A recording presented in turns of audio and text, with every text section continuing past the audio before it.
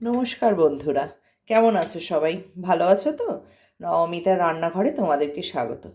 আজ তোমাদের আমি যে রেসিপিটা দেখাবো, এটা রাত্রিরে ডিনারে রুটি, পরোটা, ভাত সব কিছুর সাথেই খুব ভালো যায়। তা দেখো আমি কিভাবে বানাই। আমার কাছে অল্প একটু চিকেন ছিল, সেই চিকেনটাকে আমি সিদ্ধ করে নিয়েছি। কয়েক কোয়া রসুন নিয়েছি, একটু কড়াইশুঁটি আর একটু ক্যাপসিকাম নিয়েছি। এখানে একটা টমেটোকে লম্বা লম্বা করে কেটে নিয়েছি, একটু গাজর নিয়েছি, তোমাদের ঘরে যা যা ভেজিটেবল থাকবে সবই তোমরা নিতে পারো। একটু পেঁয়াজ কুচিয়ে নিয়েছি, আর এখানে পেঁয়াজ পাতা নিয়েছি, আর যা থাকবে ফুলকপি, বাঁধাকপি তোমরা তোমাদের ইচ্ছা মতো নিতেই পারো।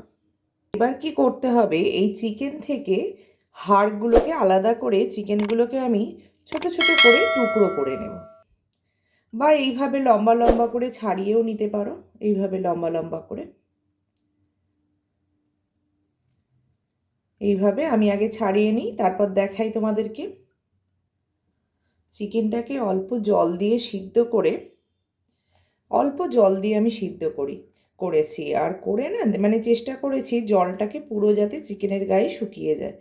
তাহলে কি হবে, চিকেনের ফ্লেভারটা খুব ভালোভাবে থাকবে। ওটা স্টকটা না রাখলে তাহলে চিকেনের যে ফ্লেভার থাকে সেটাও বেরিয়ে গেল না।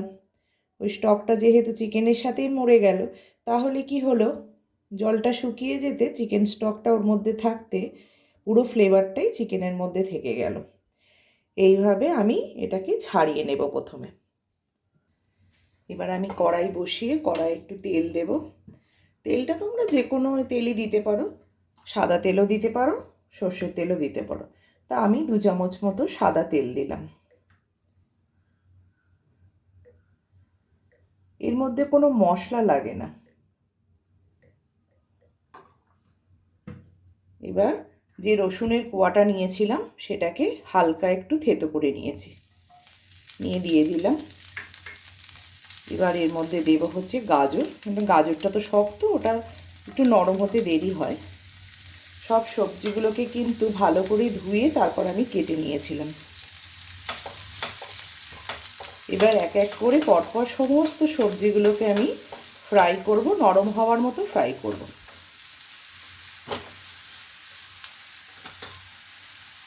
গাজরের পর দেব কড়াইশুঁটি,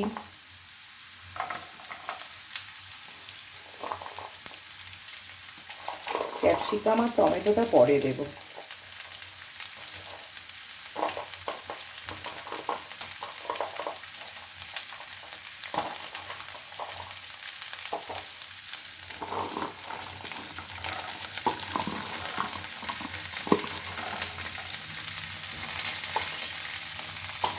এবার সমস্ত সবজিগুলোকে ভাজবো।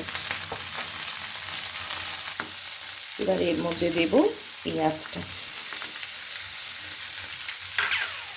পেঁয়াজটা যখন হালকা ভাজা হয়ে যাবে, তারপর ক্যাপসিকাম আর টমেটোটা এর মধ্যে দিয়ে দেব।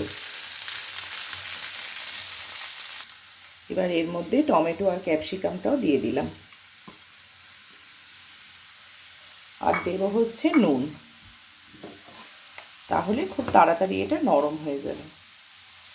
নুনটা তোমাদের যে যার স্বাদ অনুযায়ী দিও। চিকেনটা কিন্তু সিদ্ধ করার সময় আমি নুন দিইনি।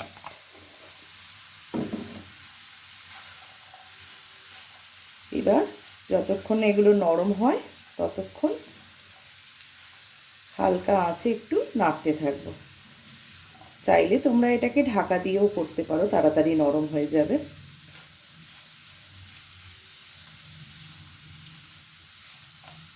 আর এর মধ্যে একটু কাঁচা লঙ্কা কুচি, যারা যেরকম ঝাল খাও সেই অনুযায়ী ঝালটা দিও, আর একটু পেঁয়াজ পাতা।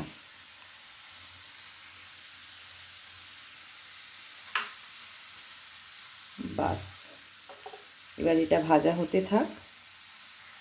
সমস্ত ভেজিটেবলগুলো নরম হয়ে গেছে। এবার এটাকে নামিয়ে একটা বোলের মধ্যে তুলে নেব। আমি কিন্তু এখনো চিকেনটাকে অ্যাড করিনি। গ্যাস বন্ধ করে দিলাম। একটা বোলের মধ্যে সব সবজিগুলো ঢেলে নিলাম। এর মধ্যে কোনো আদা, জিরে, ধনে কোনো মশলাই কিন্তু লাগে না, তাই খুব হেলদি রেসিপিটা।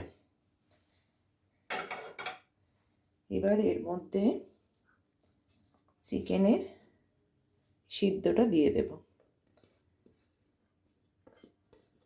আর একটু ধনে পাতা কুচি আছে সেটাকেও দিয়ে দেবো। দিয়ে এবার একটু ঠান্ডা হয়ে যাক, তারপর এটাকে আমি মেখে নেব। হালকা ঠান্ডা হয়ে গেছে, এবার এটাকে আমি সব একসাথে মেখে নিলাম। তোমাদের যদি ইচ্ছা হয় তোমরা এর মধ্যে একটু চাট মশলা দিতে পারো। বাস আমার রেডি হয়ে গেল।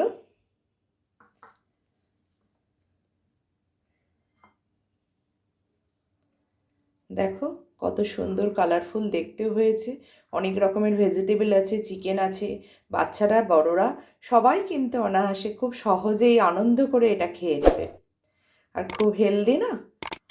কেমন লাগলো তোমাদের আমাকে কিন্তু কমেন্ট করে অবশ্যই জানিও। সবাই ভালো থেকো, সুস্থ থেকো।